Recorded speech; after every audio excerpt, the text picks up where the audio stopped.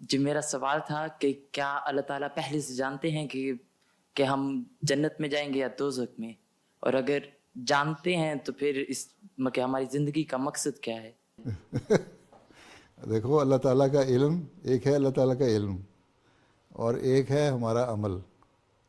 اللہ تعالیٰ جانتا ہے کہ فلاں شخص دوزخ میں جائے گا یا جائے گا، لیکن اللہ تعالیٰ ایک راستہ بتاتا ہے ایک شخص کو کہ یہ تم کرو گے، نیک کام کرو گے تو جنت میں جاؤ گے، یہ برے کام ہے یہ کرو گے تو دوزخ میں جاؤ گے۔ اب اللہ تعالیٰ نے ایک شخص ہے، اس لیے اللہ تعالیٰ سے دعا مانگنی چاہیے انجام بخیر ہونے کی، ٹھیک ہے، کہ ہمارا جو آخر ہے، جب ہمارا وقت آئے مرنے کا، تو اس وقت ہم اللہ کی باتوں پہ ایمان لانے والے ہوں تاکہ ہم جنت میں جائیں، ٹھیک ہے۔ یا ہماری کوئی ایسی کوشش ہو، قرآن شریف نے یہ دعا سکھائی ہے کہ اس وقت ہم مریں جب اللہ تعالیٰ ہمارے سے راضی ہو، ٹھیک ہے۔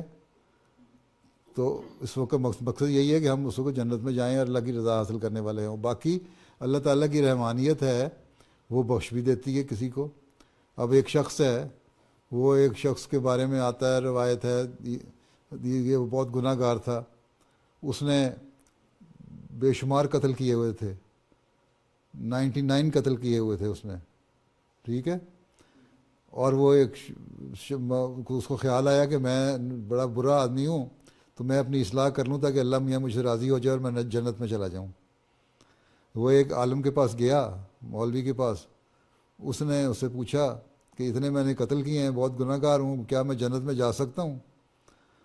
وہ مولوی تھا بڑا کوئی سخت قسم کا، تو اس نے کہہ دیا کہ نہیں، تم جنت میں نہیں جا سکتے، تم دوزخ میں جاؤ گے۔ تو اس نے اس کو بھی قتل کر دیا، نے کہا جہاں 99 قتل کیے ایک اور قتل کرو، 100 پورے ہو جائیں۔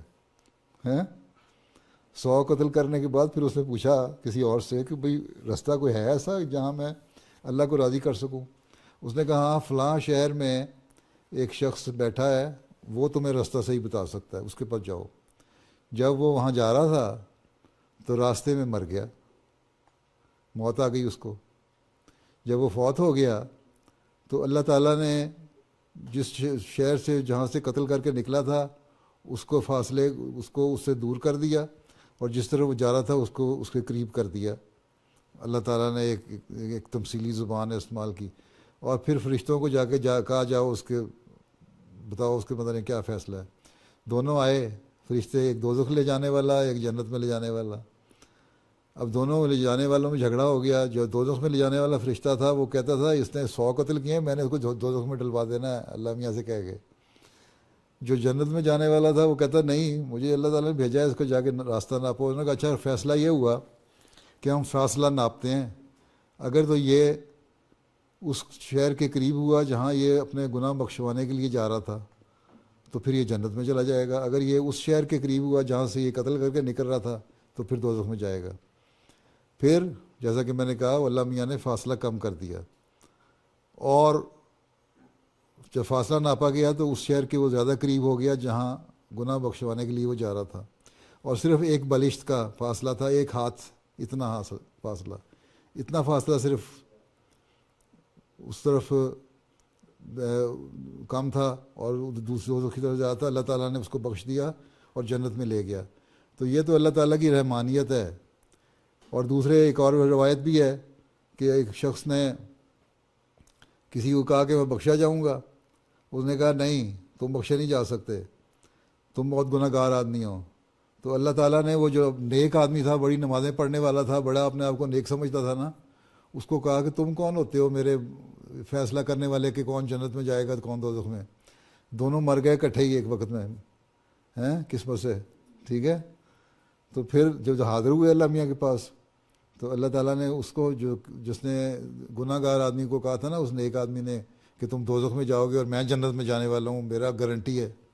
اللہ نے کہا تمہاری گارنٹی کہاں سے آ گئی؟ چلو تمہیں میں دوزخ میں ڈالتا ہوں، اور جس کو تم کہہ رہے تھے دوزخ میں جاؤ گے اور جنت میں نہیں جاؤ گے اس کو میں جنت میں ڈالتا ہوں۔ تو اللہ تعالیٰ کی رحمانیت تو یہ ہے۔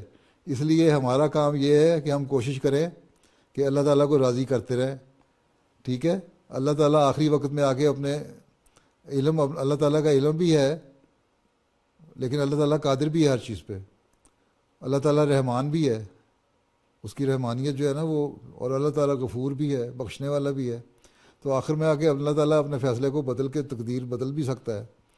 ٹھیک ہے، جو اس میں ہر قدرت ہے تو اس کو یہ قدرت بھی ہے کہ اپنا فیصلہ بدل دے. اس لیے اگر تم نے یہ کہہ دیا کہ جی اللہ تعالیٰ نے فیصلہ کر لیا کہ ہم نے دوزخ میں جانا تھا، چلو کوئی گناہ کرتے رہو، کوئی بات نہیں ہیں، فلاں کرتے رہو، حرام چیزیں کھاتے رہو ہیں، اور سور کھاتے رہو، شراب پیتے رہو، گناہ کرتے رہو، تو کچھ نہیں ہوگا.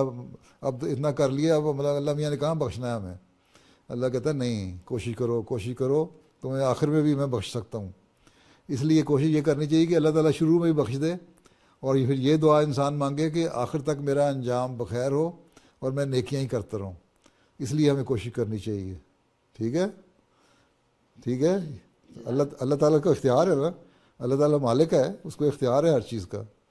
وہ جب آخر میں آ کے تمہیں بخش بھی سکتا ہے. تم نے کہتے نا میری تقدیر کا فیصلہ ہو گیا، میں تو گناہ گار ہوں. اللہ میاں نے کہا اگر میں 100 قتل والے کو بخش سکتا ہوں تو تمہیں بھی بخش سکتا ہوں. ٹھیک ہے، چلو. جی لیکن نیکی ہونی چاہیے انسان میں. چلو بیٹھ جاؤ.